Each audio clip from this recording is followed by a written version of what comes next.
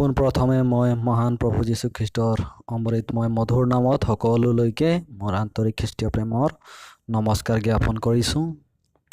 এই সময়ত মই আজি এই ভিডিঅ'টিত মই আপোনালোকক এটি বিষয় লৈ সমূহ ভিডিঅ' আপোনালোকলৈ আগবঢ়াইছোঁ আৰু এই ভিডিঅ'টো চোৱাৰ পিছত চাবৰ কাৰণে আপোনালোকে ভিডিঅ'টি আৰম্ভণিৰ পৰা শেষলৈকে চাব আৰু যেন এই ঈশ্বৰৰ বাক্যক আপোনালোকে সুন্দৰভাৱে চাই পেলাই আশীৰ্বাদ প্ৰাপ্ত হ'ব আৰু এই ভিডিঅ'টি আপোনালোকে লাইক আৰু কমেণ্টছ কৰিব আৰু লগতে আমাৰ চেনেলটো আপোনালোকে ছাবস্ক্ৰাইব কৰিব।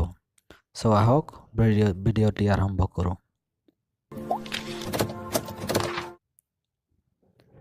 ভিডিঅ'টি আৰম্ভ কৰাৰ কাৰণে মই এটি বিষয় লৈছোঁ, সেইটো হৈছে সমস্যা। এই সমস্যা সকলো মানুহৰ জীৱনত আহে আৰু সেই সমস্যাৰ বিষয়ে বাইবেলৰ ভিতৰত এটি বাইবেল সাৰাংশ মই আপোনালোকৰ আগত ক'বলৈ লৈছোঁ। সেয়াই হৈছে মথি 8 অধ্যায় 23 পদৰ পৰা 27 পদলৈ। ইয়াত এটা ডাঙৰ সমস্যাৰ বিষয়ে লিখা আছে। ইয়াত বিষয় আছে ধুমুহা বতাহ শান্ত কৰা। ইয়াত এই ধৰণে লিখা আছে, পাছে তেওঁ নাৱত উঠিলত তেওঁ শিষ্যবিলাক তেওঁৰ পাছত গ'ল। তেতিয়া চোৱা, সাগৰৰ বৰ ধুমুহা বতাহ হোৱাত ঢৌৱেৰে নাওখন ঢকা হ'ল, কিন্তু তেওঁ টোপনিতে আছিল। তেতিয়া তেওঁলোকে ওচৰলৈ গৈ তেওঁক জগাই ক'লে, হে প্ৰভু, ৰক্ষা কৰক, আমি মৰোহে।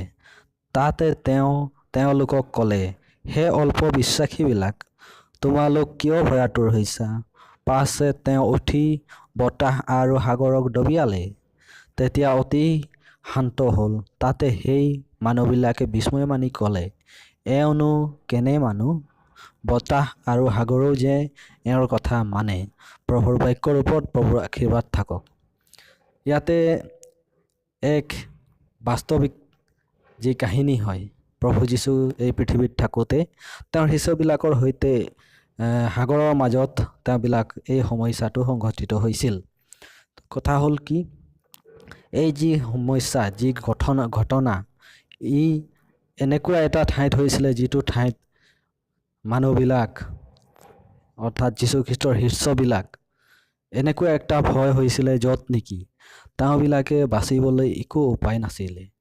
সাগৰৰ মাজত আপোনালোকে অলপমান যদি আপোনালোকে ভাবি চাব, সাগৰৰ মাজত ইফালে সিফালে বাচিবলৈ কোনো উপায় নথকা ঠাইত, যি ঠাইত নেকি তেওঁবিলাকৰ এই সমস্যাটো, এই বিপদটো সংঘটিত হৈছিলে, কিন্তু প্ৰভু যীশুৰ লগত থকাটো তেওঁ টোপনিত আছিল আৰু তেওঁবিলাকে ভয় খাই তেওঁক ক'লে যে, হে প্ৰভু, ৰক্ষা কৰক, আমি মৰোহে। তাৰপিছতে তেওঁ উঠি পেলাই কি কৰিলে, সাগৰ আৰু বতাহ দবিয়ালে বুলি কৈছে। তো চাওক, সাগৰ আৰু বতাহক দবিয়াৰ পিছতে তেতিয়াই অতি শান্ত হ'ল বুলি কৈছে।